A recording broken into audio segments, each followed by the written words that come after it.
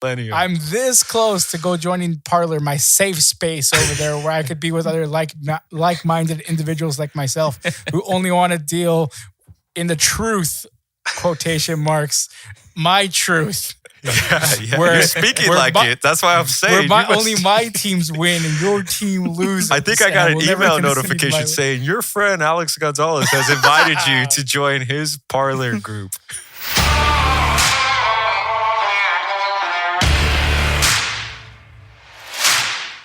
Thanks again for listening to West Box Score. I'm Alex Gonzalez, joined again by my two homies right here, Sonny Hermano, Donald Paz. What's up, gentlemen? Yo, what's good, man? What up, S.A.? Orale. I hope you guys are enjoying your fine Domingo Noche right here. It's a Sunday afternoon, like lighter shade of brown. Lighter shade of brown. There it is. Nice, right? Yep. I'm cruising down Whittier right now, Whittier Boulevard, baby. That's a female rola right there. Yep. Come on. I'm on a little vinyl kick, as you know, Sonny. We talked about this at our day jobs because the Black Keys are reissuing their 10th anniversary of their Brothers album on vinyl. And right away I hit you up. Should I get the 7-inch vinyl reissue or the 7? What is it? Those 7 12-inch inches? LP, the LP. If you LP. wanted, yeah. I said go LP, baby. Nice. Go big or go home. That's right. That's right. Oh, man. So on the vinyl tip, we got to talk to you, Sonny, from the Fox Crate podcast. How close are we now to getting a new Fox Crate podcast episode out? When's this episode dropping? Monday. Mañana? Monday the 16th. Okay. Monday, somewhere in the midday. As of this moment, either the episode's already out or it'll be out tomorrow. Oh, so shoot. Keep Is it scheduled? keep your I have yet to hit the schedule button. So it's just a matter of you know how it goes with Primo Rick. There's a little bit of editing and censoring that has to happen first, as you guys do with this show with me. So because of that, there's a little bit of a delay, but it's in the can, and man, it feels good to be back, man. So hopefully for those of you out there, including the two of you who have listened before, Heck yeah, man. you guys follow us again. Yeah, dude, So, I'm excited, dude. I'm excited to look at my feed and hit that refresh and see that beautiful fox in the crate in the vinyl logo. Yep. The same way I was excited to check out my feed last week, because unfortunately I couldn't make the show. You were not here last week, but of course I always give it a listen because I need a fact check, as Alex would put it. Oh, that's right. So how many fact checks do we need to get to on this episode this week? Because let's go to the notebook. One, but let's start off with our NFL talk like we always do, because the NFL is huge right now. That's so let's start with our Niners. Alex, do you want to start? You like that? As you said last episode when I wasn't here. That was a Freudian slip, huh? That one was bad, dude. And no, they are not our 49ers, Sonny. Not anymore anyway. But my LA Rams took on those really tough Seattle Seahawks, man. And early on in the first quarter, it looked good for the Rams. But it also didn't look dominating because they had chances in the red zone, and that always just annoys me to no end when McVay doesn't call the right plays within the 10-yard line, punch it in, and he always has to settle for a field goal because he's terrible play calling again. He's not doing this proper screen call that I would make. He's trying to run it in, but they're looking run. You're so close to the end zone. Of course they're looking run. Why run it? So the genius McVay was, screwed up there early in the first quarter, but it was a lot of strong Rams defense that got the Rams this win. So now, Sonny, you want to call them first place Los Angeles Rams after the 23-16 win over the Seattle Seahawks. By the way, 3-way tie in that NFC West. There's a team also, this NFC West is really strong, and also the 49ers are in it though too. But it's a really strong division, 3-way tie, not a 4-way tie, because the Niners are not picking up their end of the bargain there. Why is that, son? Oh, come on, man. We've had this conversation. Is it COVID's fault again? Plenty of times. It's just not our year. Injuries were riddled us like no other team in the league. And those are facts. All right. Sonny's back to give you facts and not let Mr. Alex Gonzalez over here convince you. I will not concede to that. Nope. That is not true. Real quick, big shout out to Darius Williams there in the second cornerback for the LA Rams. I just got to give him a shout out because that last interception he made on Russell Wilson was the dagger that got the Rams the win. I just wanted to give him a last shout out because I didn't catch some of this game. I had family stuff going on here, but I did see that. And when that happened, I stood up and cheered. I'm like, yes, God damn it. I hate Russell Wilson so much because he's so talented. He's so talented.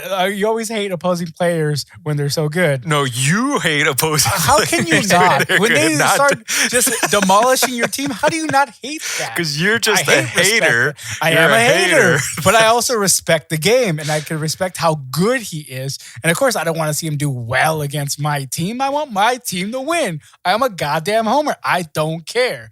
I want my team to go, 16-0 when they play in the NFL. I want them to go 162 when they play a regular, 162-0 when they play. I want my team to win every time they go out there. So, everybody does, right? Come on.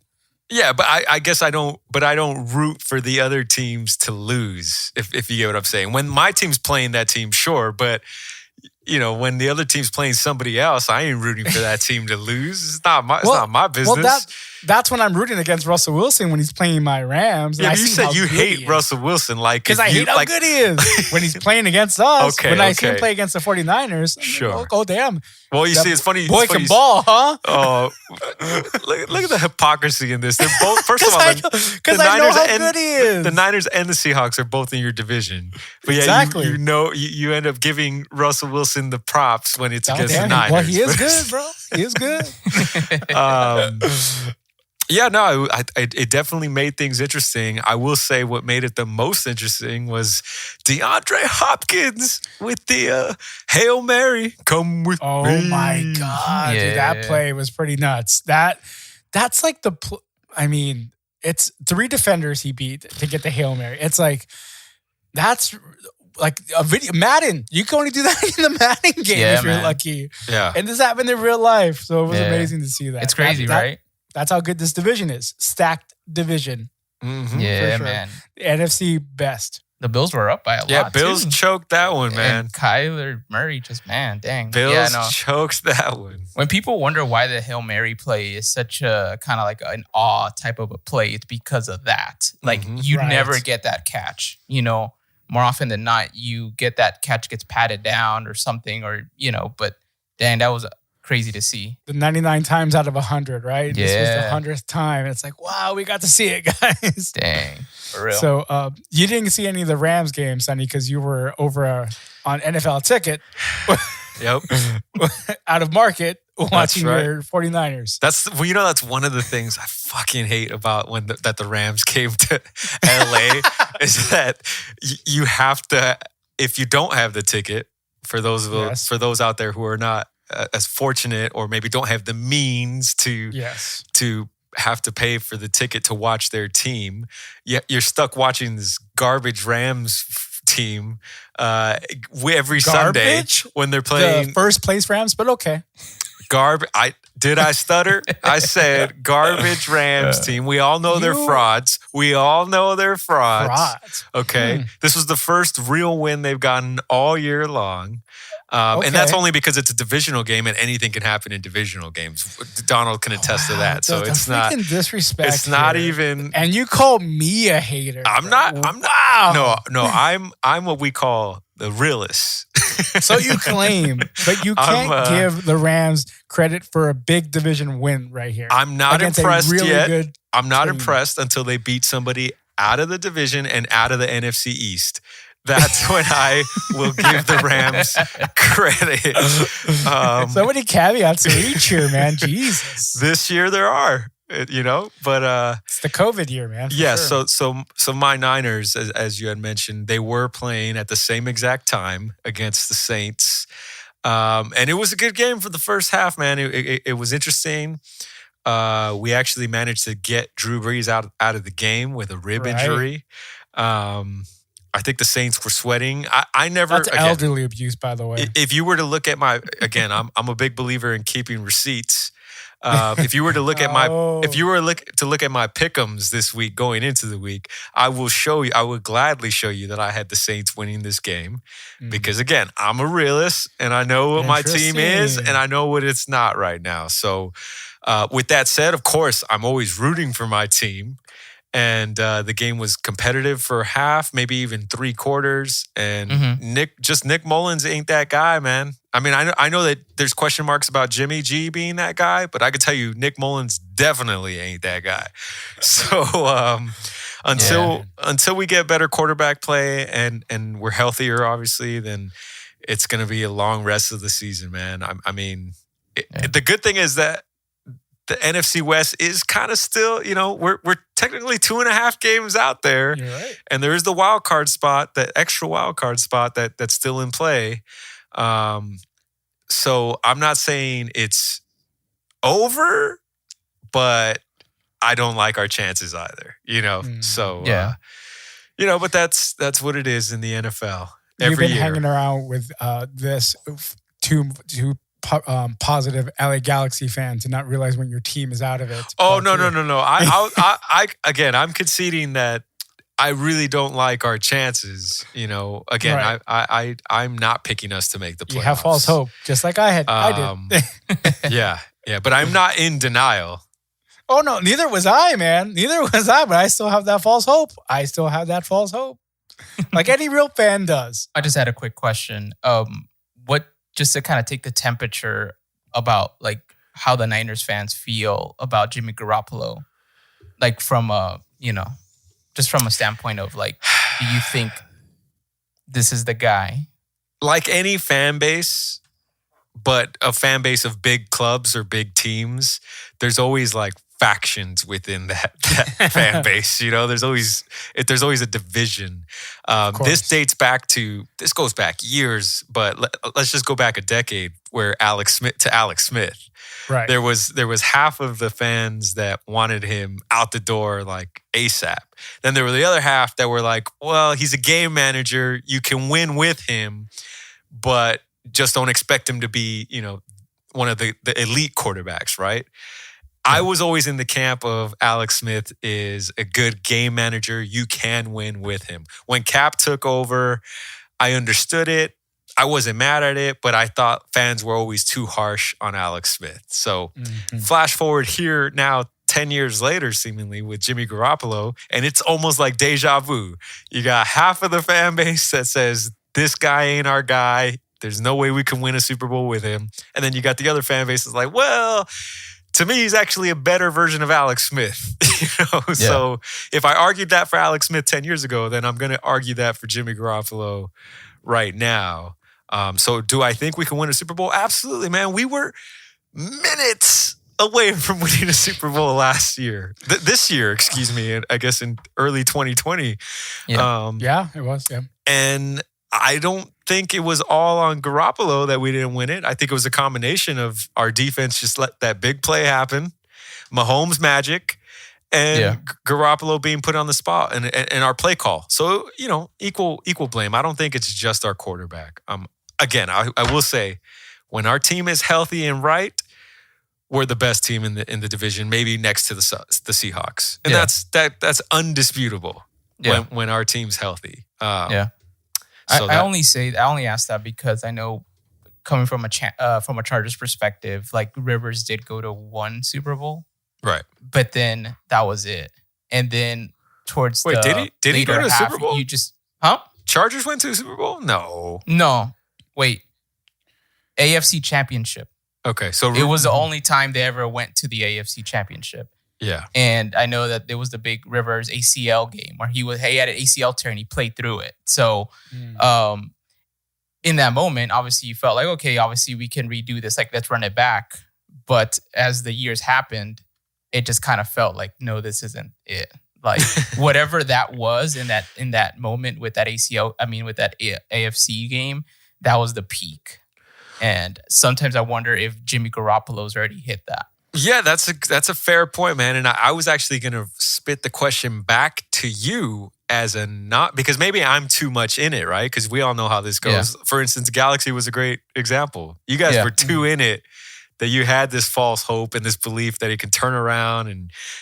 But somebody on the outside was like, yo, y'all are wilding. Yeah. So what do you think? Do you think Jimmy Garoppolo? I think that last Super Bowl was it.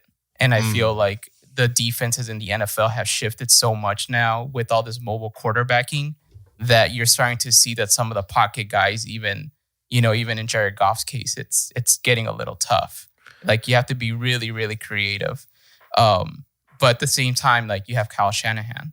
So that's the thing. It's like it's basically like Brady Belichick-ish.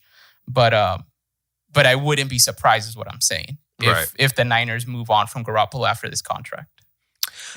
I mean, there was rumors that the Niners were flirting with the idea of signing the aforementioned Tom Brady before he ultimately went to the Bucs. Right. And that was a big offseason topic, I remember. And I felt conflicted then. The only reason why I didn't want to do that was because I didn't want to pay Tom Brady for more than 1 year, given how old he was. And the Bucs were obviously willing to do that. And we'll see if it was worth it for them, because some weeks it looks like it was, and then a week like last week against the Saints looked like it's not that good of a move. So to be determined, I guess. But I'll tell you this much. I'd rather have Jimmy Garoppolo and Nick Mullins over Jared Goff. That's just my man. Jared Goff got the win today, so let's not forget that. I mean, he threw over 300 yards. But as we were talking about earlier, Alex Smith, we got to give credit to Alex Smith today. First start since the injury that kept him out for 2 years? 2 year leg injury. Yeah. So it's good that Alex Smith is now back in the NFL, starting again. He threw for over 390 yards. Yeah, he had himself 390 yards. He had himself a game today, man, but they lost. So they ended up losing by a field goal. Yeah. So that they ended up losing by a field goal. So that's a bummer. But big ups to Alex Smith. I mean, you could always try to get Alex Smith in the offseason. No. Or maybe that ship has sailed.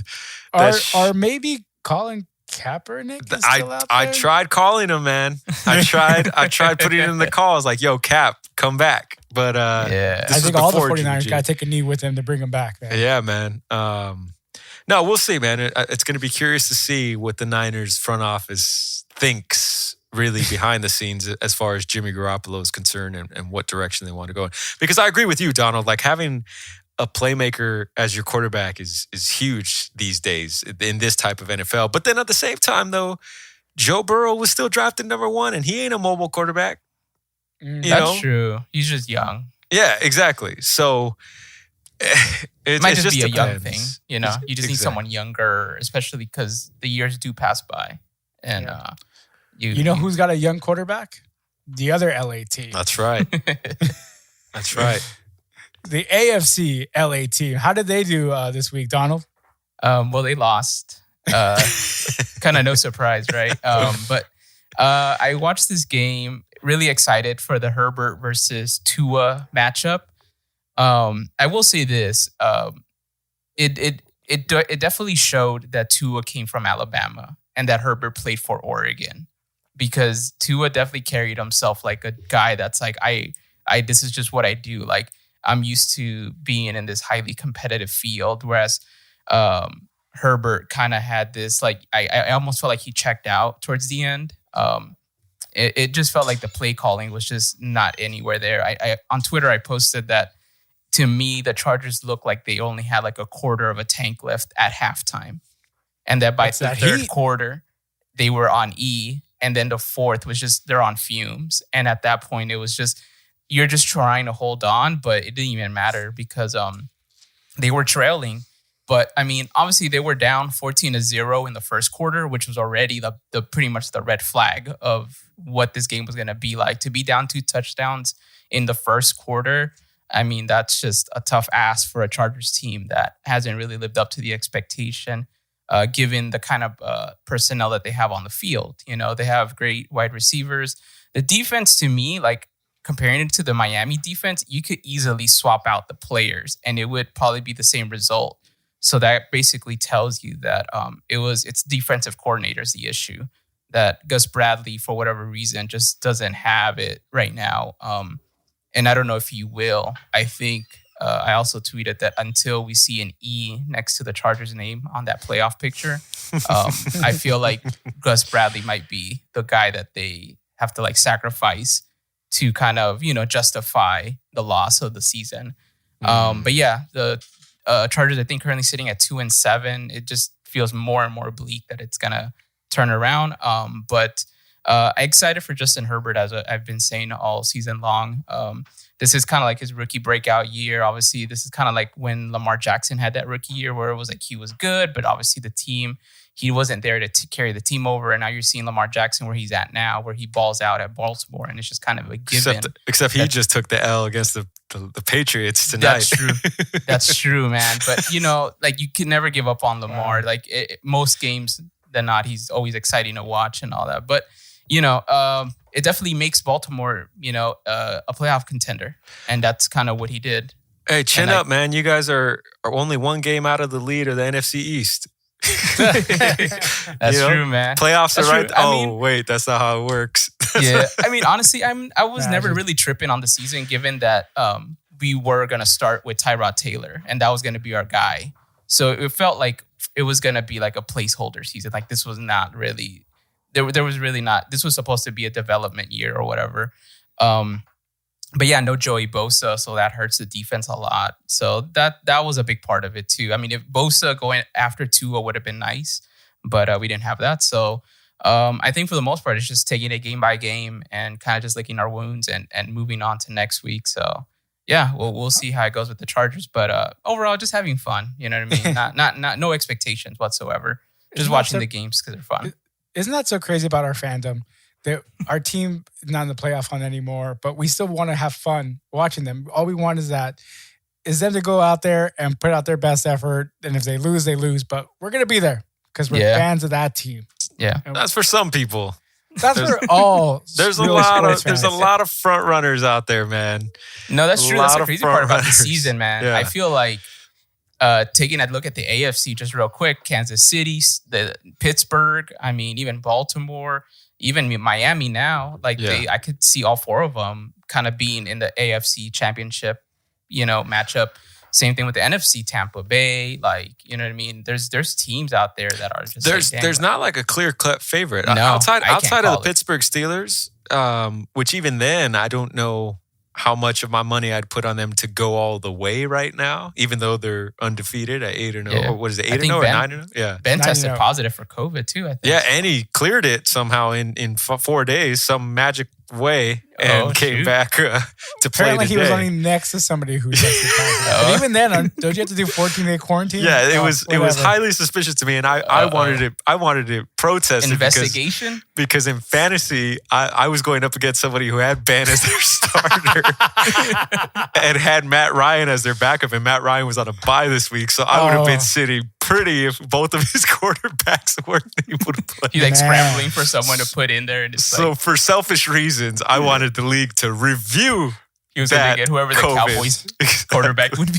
You should have called Dr. Fauci on the league, man. Yeah, man. Yeah. But it's crazy that half the season's already over with. Yeah, dude. Yeah. And I guess we know here's the one thing, the silver lining I'll say for you, Donald, is I think it's safe to say of our three respective teams, you have the best quarterback, the most upside, which is always exciting when you have a quarterback that you at least have some type of belief that he could turn around, right? You just build around that piece. Yeah, man. I mean, I'm excited for Herbert. I'm excited for him.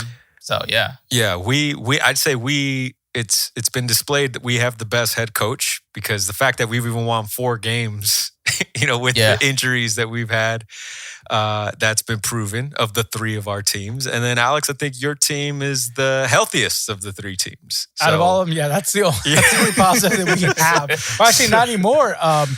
Our guard, I forget his name right now, escapes me, but he got a leg injury, and I love that guy. He's he's a vet on the team. Yeah. I see his Your face one right injury, yeah. Cry me a river, man. now. Right? No, but he broke his leg. Dude, so Yeah, that's always a bad injury. And he's one of the older veterans on the team. He keeps saying he's going to retire, but then he comes back for one more year. He's like the Bruce with he's getting too old for this shit. He's like Die Hard. He's still not going away though. Oh man, I want to say it's Whitworth. Oh, okay. Yeah. Yeah, right. I see his big freaking build and his number, but I can't remember his first name. Andrew Whitworth. Andrew Whitworth. Yeah. Thank you. That's right. Andrew Whitworth, man, he went out with a leg injury, and I still haven't seen any update yet on his injury, but it didn't look good. It's probably, and because he's so close to already retiring, it's going to be a real bummer. This may be his career, which is always sucks. You don't want to go. You want to go out on your own terms when you call it a career. So I'm hoping Andrew Whitworth can come back for one more year like he's been doing. One more year. And I didn't mean that as a knock on the Rams, them being the healthiest of the three, because as the old adage says, the best ability is availability. So, nice. Way of life. if you stay healthy, man, and you manage to avoid the injury bug, that's props to your squad or your team physicians or That's the whole nice injection. Of course, all legal by USADA. All testing, all on the up and up. So availability is key. And now we're seeing what players are going to be available on the NBA hot stove market. It's heating up, guys. The reigning, defending, undisputed NBA champions of the world, your Los Angeles Lakers are on the clock with a lot. Oh yeah, you hear that? You enjoy that, everybody else throughout the world. Your team sucks. Our team are the champions. That's right. I thought you were going to say the reigning, undisputed Pacific champions, your Los Angeles Clippers. Hey, Clippers, put up another division banner next to all your fat heads up there at Staples Center. Really cool, guys. Real cool. Not a bad look at all. Or when you open it up in the forum eventually. Poor Clippers, man. They have a good fan base, though. A real loyal fan base. All five of them. They're all great fans. So the NBA hot stove's heating up. The Lakers are pretty much trading for everybody. So who entices you the most? I know we need a point guard. That's what you guys have driven home to me as far as what we need. Who is the point guard you want to see them pick up the most in all these rumors that are swirling? Donald, who do you think? Speaking of which, I think we have a Donald bomb, man. I think he's got the Woj bombs? Nah, we have the Donald bomb. Oh, here we go. Donald with the breaking news. Breaking news, yeah, definitely. So the Lakers are actually in deep talks. It seems like this might be a for sure thing for the Lakers to trade their 28th pick in the NBA draft, which is happening this Wednesday.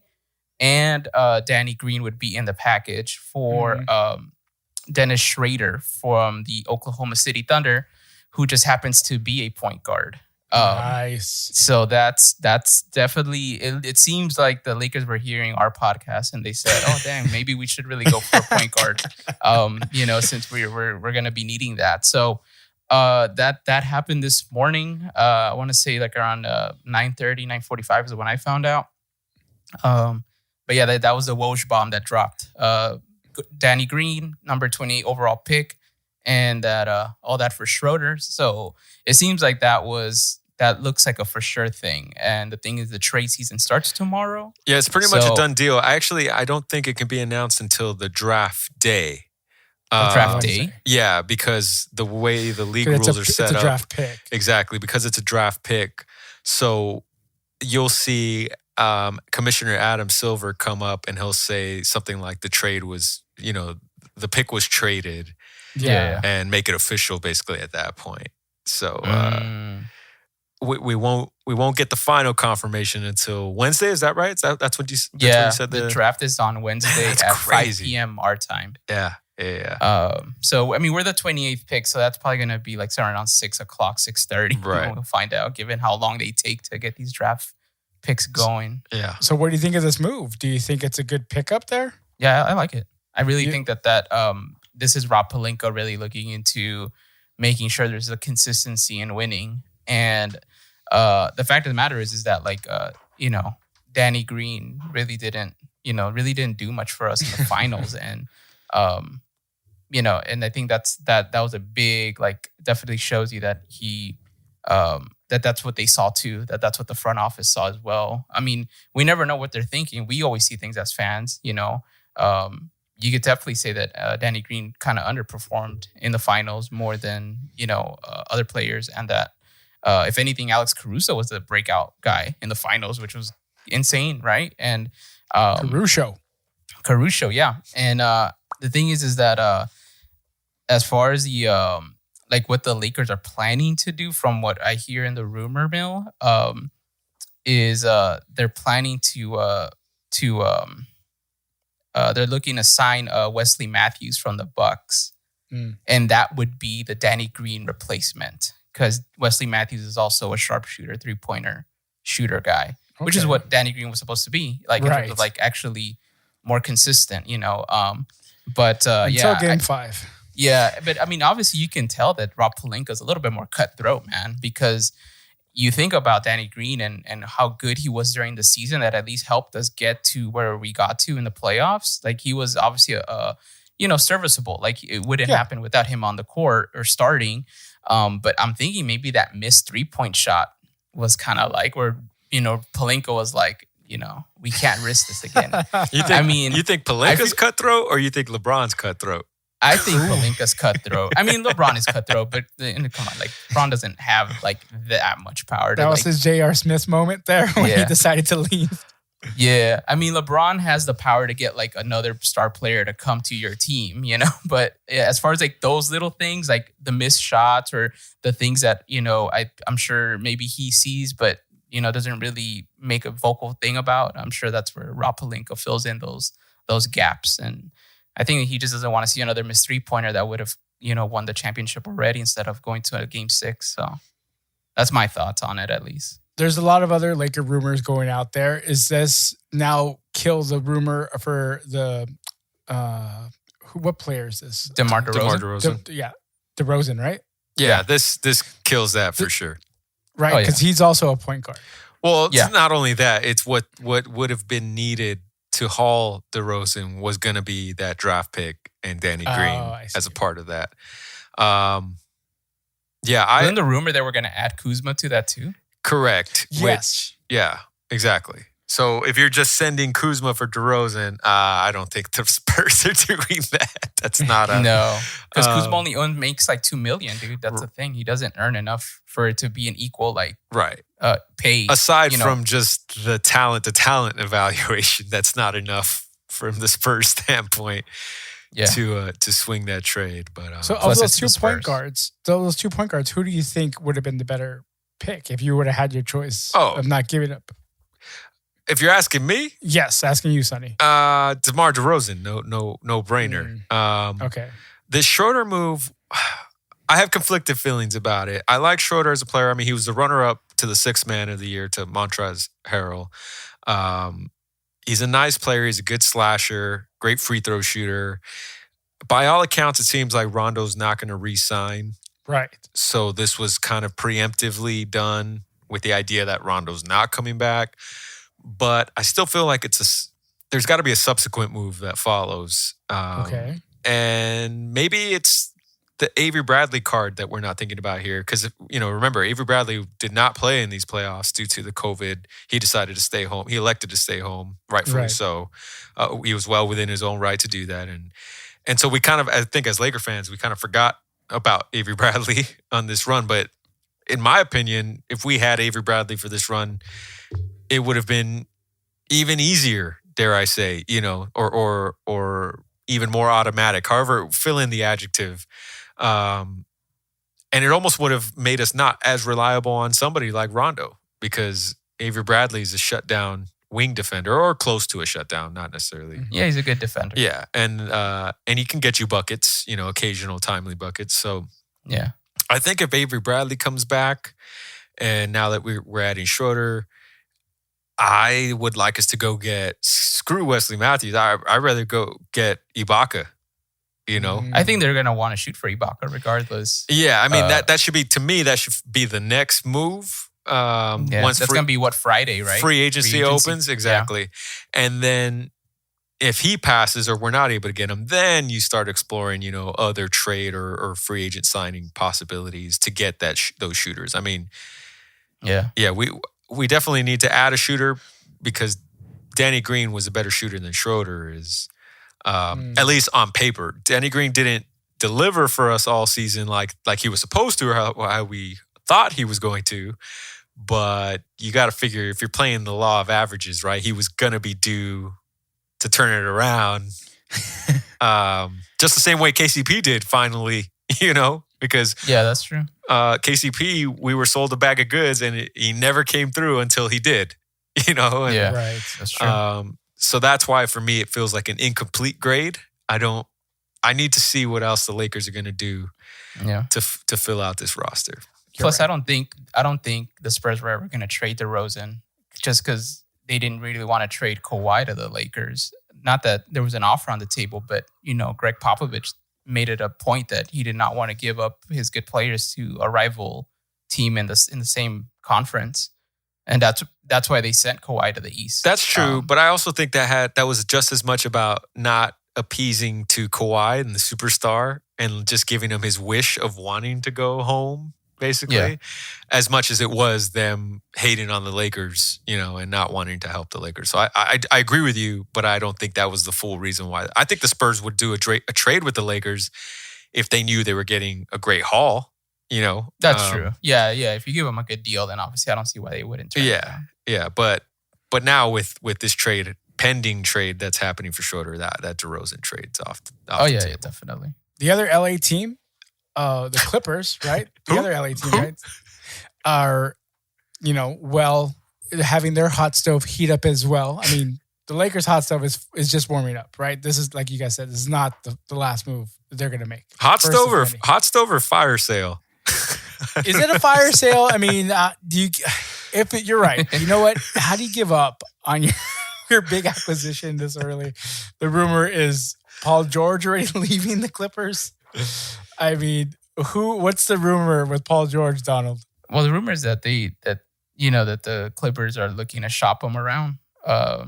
Obviously, I think they'd want to replace, obviously, another shooting guard with him that would be more serviceable. But sometimes I wonder if this is because this is a Ty Lue now being the head coach thing, and that now this is a second year for Jerry West of making acquisitions and whatnot. If they're just retooling based on what they have. But if you ask me, what I feel the Clippers need, they definitely need someone that's going to go up against AD, because they don't have that. And that's going to be the issue that the Clippers have. Currently, right now, doesn't look like Montrezl Harrell is going to be that guy. And Zubac, I think, just doesn't have it like that. I think Zubac is a great center for just the regular season. You play the Hawks, you play the Hornets. But I think the Clippers definitely look like they're trying to see what they can retool for playoff and all that. So I think that they're more focused on postseason squad.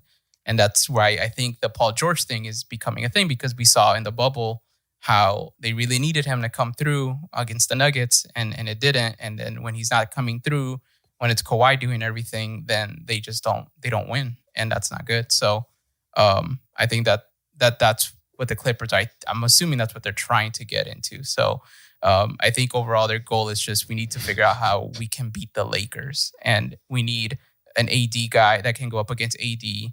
And we need a guy that, obviously can stop LeBron, but that's what I think. And I think that that's just kind of where I would think that's where their head is at. And I'm thinking Ty Lue might have some influence in that. So yeah, we'd love to hear your thoughts on it though. Sonny?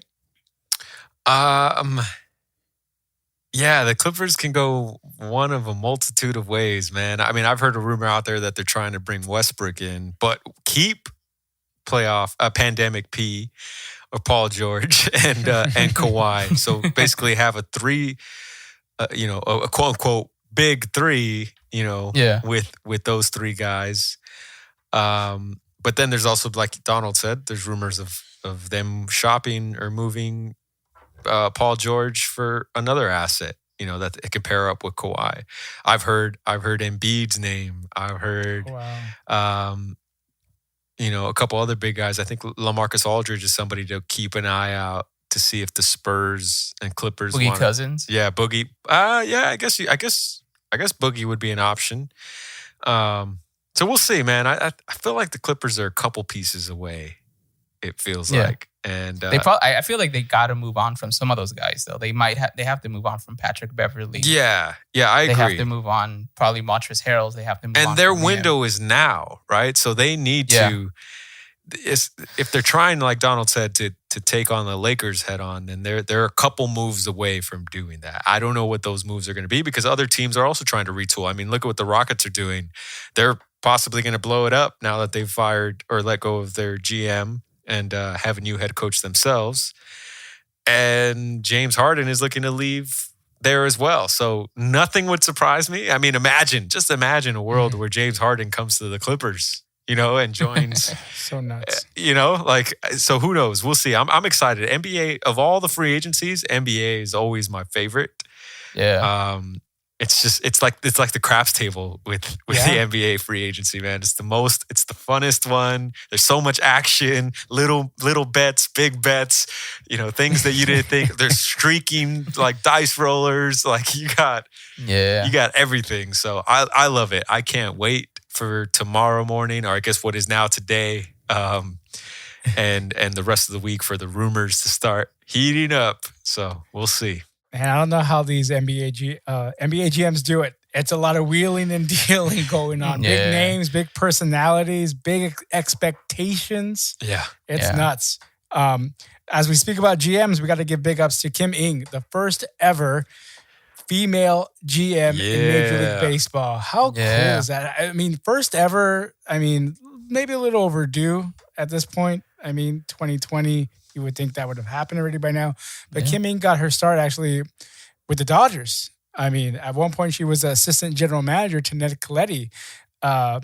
And so that's why I remember her. Oh, so you mean another person that the Dodgers let go and slept on and is going on to do bigger and better things? You realize the Los Angeles Dodgers are your reigning, defending Major League Baseball world champions. Put some respect on their name there, Sonny. Please. Please. But she got her start in a great organization that is the Los Angeles Dodgers, and is now taking that. Didn't she technically begin her career with the White Sox? Aren't you? She did, but she got a good start. So you're taking the fake credit. I see what you're saying. Because she was an assistant GM over with the Dodgers. So please, come on, give some respect to the Dodgers organization. Fake credit. Can you ever give respect to anybody other than your Seattle Mariners? I'm trying again. As we mentioned for the top of this podcast, it's all about facts here. Is Wes Boxcore living in a virtual world? Did we all just join Parler and sign up over there, or are we living in the real, as the kids say, IRL, in real life, man? IRL. Jesus, dude, you're such a Gen Zer, Sonny. I forgot. Millennial, baby, millennial. I'm this close to go joining Parler, my safe space over there, where I could be with other like-minded individuals like myself who only want to deal in the truth, quotation marks, my truth. Yeah. You're speaking like it. That's why I'm saying. Only my teams win and your team loses. I think I got an email notification saying your friend Alex Gonzalez has invited you to join his Parler group. Oh my God. Dude, oh my God. That's so dumb. Okay. That's so dumb. But no, it's not dumb. It's big ups to the Miami Marlins for taking a chance on Kim Ng. She's given an opportunity here that's well-deserved, well-earned, obviously. It's good. Doesn't matter. Gender, let's just give it the best, the person the job, give them a chance. No matter their gender, their race, their sexual orientation, you got to give people a chance. And that's all we ask for. So that's great news from the Miami Marlins. Derek Jeter, big ups to Derek Jeter, one of the owners of the Miami Marlins, the captain, of course. Who gave plenty of women chances. and the gift baskets, if you didn't know, with signed baseballs. With signed Derek Jeter baseballs, just for participating. You didn't have to win. You just had to participate. If you don't know what we're talking about, go Google Derek Jeter gift baskets, and you'll learn all about it. I mean, we already have the E on this episode, but we shouldn't go even more explicit. That's just, like Sonny says, just Google Derek Jeter gift baskets and you'll know. Also, let's move over to the world of soccer now. Football. International games are going on. And it's the international break for everywhere in La Liga, in the English Premier League. So that means international team play. Italy took on South Korea over the weekend. How did they look, Sonny? Did you catch any of that game? So surprisingly, I caught the first half only, and then I had to go run some important errands. And to having to do with the Fox crate. But thankfully, thanks to Donald the bot, he was able to update. I seen something coming on my feed saying, "What a comeback!" And at first I wasn't sure what he was talking about. And to my surprise, I checked ESPN, and suddenly it literally had been like 10 minutes since I had stopped watching from the second half started.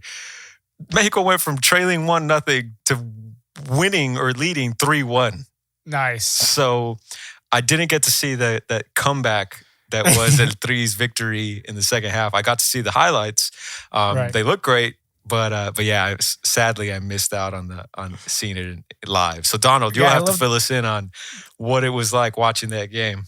Really quick, Donald the bot also gave me an update that said, Chucky almost had that one. So that was all. Same with you, Sonny. That's all I got was from Donald there. So Donald, now you can give us the full recap here on West Box Score. Yeah, so obviously, as you all know, we do have a text chat thread. And it was interesting because it was our other friend, Rick, who first texted, "Hey, Mexico game's on." And I was like, "Oh, shoot, let me catch it," because it just happened to be at a time where I was just kind of lounging for a bit. It was right. I had done a couple errands, and then I came to lounge for a bit, and then I went to go do some errands afterwards. The funny part is that I did watch it all the way up to where they were 3-1, which is what I think I texted 3-1. Yeah. I had seen when Korea made their first goal, the where the sun crossed it over. Yeah. And then after that, it was just kind of like the game was going, and then halftime hit, no extra time, and the second half started. And for the most part, like Sonny said, like in the beginning, like the first 10 minutes, it was kind of like the same as the first half in terms of like there was just nothing happening. But yeah, in the 47th minute, Raul Jimenez, the Mexican sensation, as he's known in England. That's right. Had a really nice goal. It was crossed, and he just happened to be there to catch it and just kind of like just dropped it in there because he was really at the goal already. Like, so he just had to just push it inside the net. But that was a really good one. The second goal, I believe it was Antuna, if I'm not mistaken. Mm-hmm. Our boy. Former LA Galaxy and current Chivas player. He's the one that made the second goal, which I think was it was a counterattack. And they crossed it over to him, and he just kind of shot the ball in, went in, and then the third goal, I believe it was Carlos Salcedo.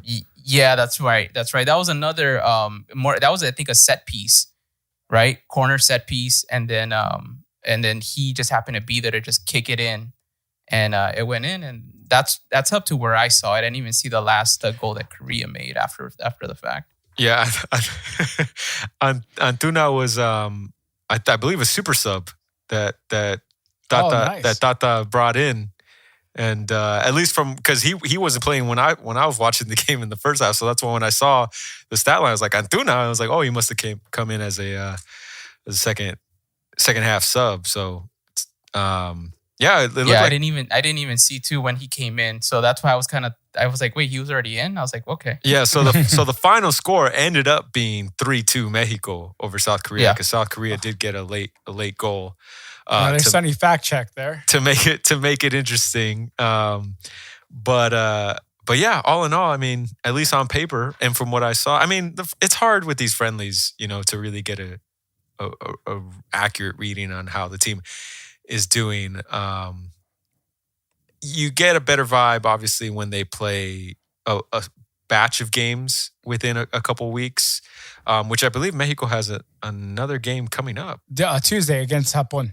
Yeah, that's right. So that game, to me, it's the second game. But you see, sometimes these head coaches, though, in efforts to try to find and give their players reps and find the best combinations, sometimes they'll go with a whole different lineup for the second game. So that's why it's hard to, get a feel for how good a team really is, because all these teams are doing it for their clubs. I mean, this may be a segment for That's Not How Soccer Works, but when is the next long stretch of international games, like some kind of tournament, like a Gold Cup or something like that? It's not until the summer. I don't know with COVID pushing everything, but I believe it's the July. I think the Copa America was pushed back.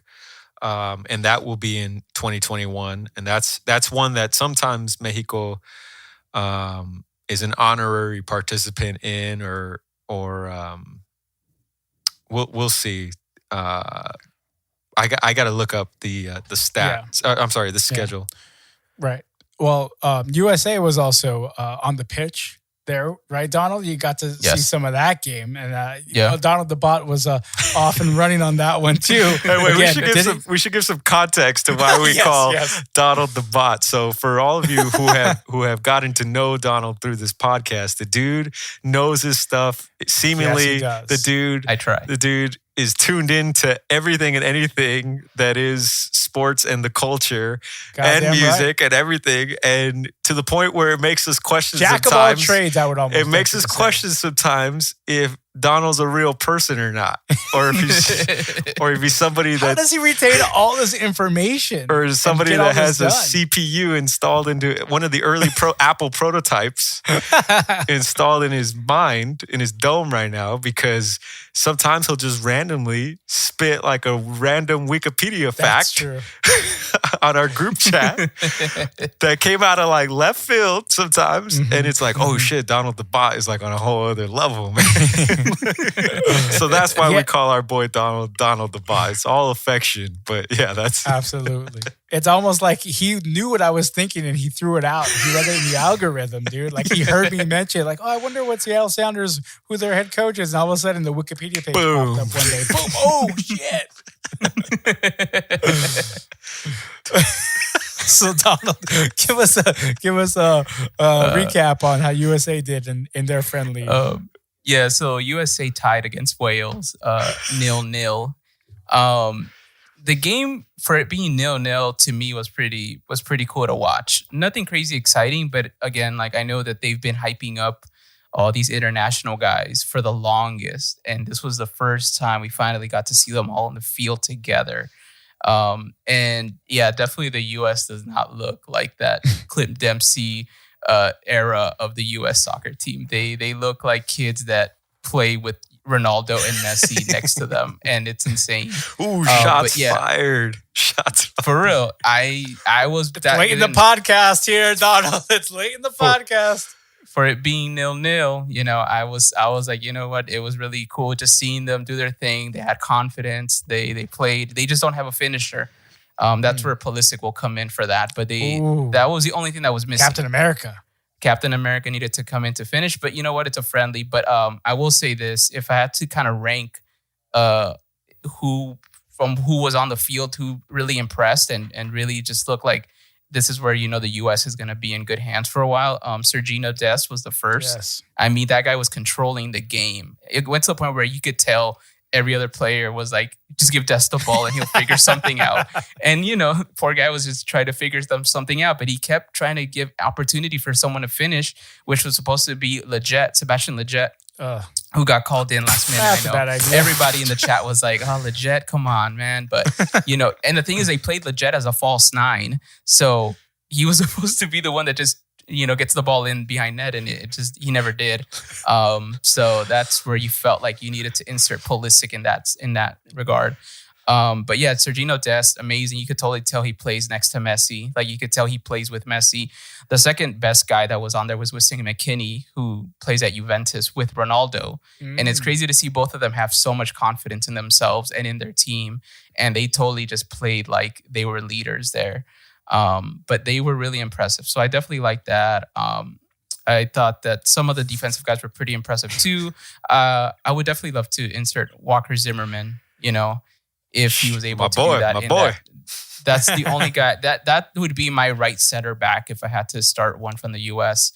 But yeah, man, McKinney, Dest, really great. So it was fun. But they play again today, Monday, probably right now as you're listening to this, because I think they play at 11:45 a.m. against Panama.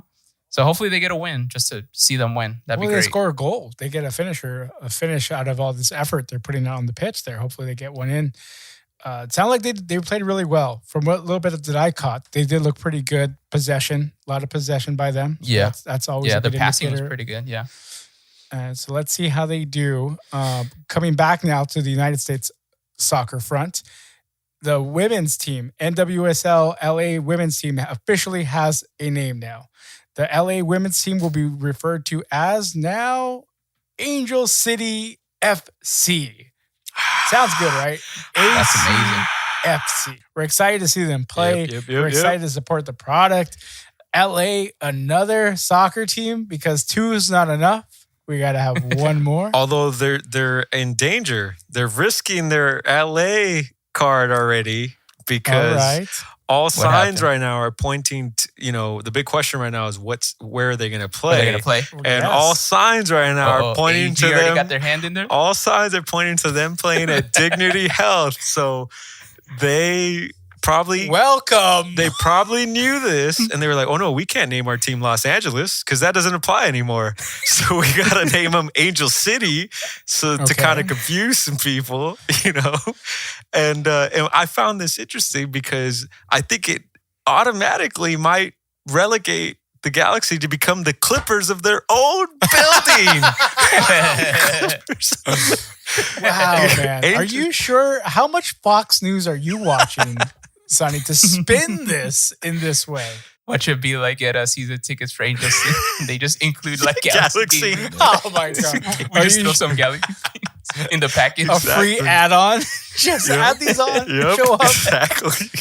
Come watch you guys say the former great team in the old MLS. Come watch them. They're still around. Sonny, I want you to get a plate, knife, and fork and get ready to eat your words when the Galaxy get that next star on their crest. It sounds like a bet. It sounds like a bet. First. It sounds like you're talking to bet here. You want to place a nice little We will discuss wager? actual. Okay. I mean, at this point, I think we have to do not finances, but actual gear that needs to be worn now. Why not both? Make that Photoshop a reality.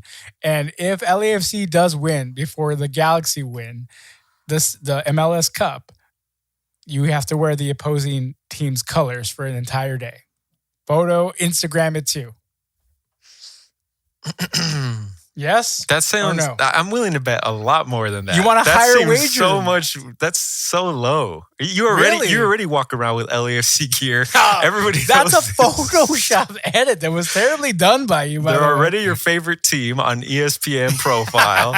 Okay, these are facts. Right.